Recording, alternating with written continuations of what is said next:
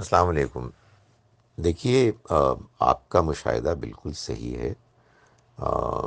عورت کو اللہ تعالیٰ نے جو رول دیا ہے،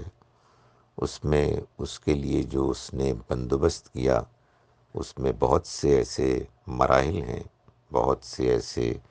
اس کو مختلف ادوار سے گزرنا پڑتا ہے جو مرد کے مقابلے میں مشکل ہیں۔ لیکن یہ جان لیجئے کہ مرد کے لیے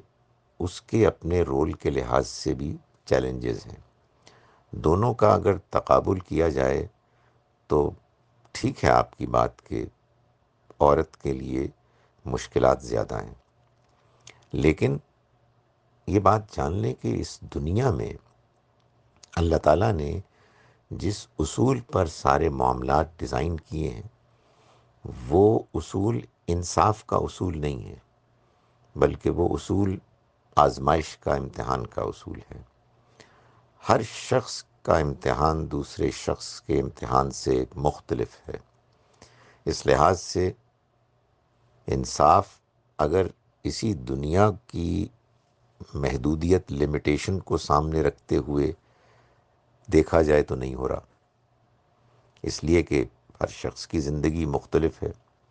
ہر شخص کے حالات، تجربات، مسائل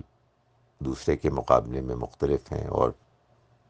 لوگ دوسروں کے بارے میں کہہ سکتے ہیں کہ ان کی زندگی ہمارے مقابلے میں آسان ہے۔ لیکن اگر آپ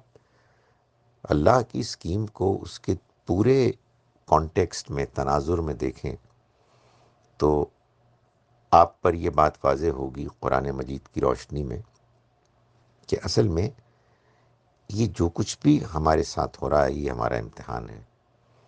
اور اس امتحان میں جہاں اللہ نے بعض لوگوں کو بعض دوسروں کے مقابلے میں زیادہ کچھ سختی سے گزرنے کا ایک زندگی کا ڈیزائن رکھا ہے، نقشہ بنایا ہے، وہاں ان کو وہ صلاحیت، وہ حوصلہ، وہ سٹیمنا بھی دیا ہے کہ جس میں وہ ایسا کر سکتی ہیں۔ خواتین اگر اس طرح کے مراحل سے گزرتی ہیں تو اللہ تعالیٰ نے پھر ان کی طبیعت، شخصیت بھی ایسی بنائی ہے۔ اور اصل چیز یہ ہے کہ انسان جس امتحان سے گزر رہا ہے، اگر اس میں وہ کامیابی سے گزرے تو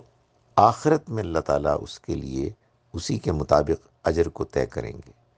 تو آخرت کی زندگی جو ہمیشہ کی زندگی ہے، جس زندگی کے فیصلے میں اگر کوئی جیت گیا تو وہ جیت گیا، اور اگر کوئی ہار گیا تو وہ ہار گیا، جب تک کہ اس کو اس زندگی میں جو کچھ ہو رہا ہے اس کے ساتھ رکھ کر نہیں دیکھیں، اس وقت تک آپ کو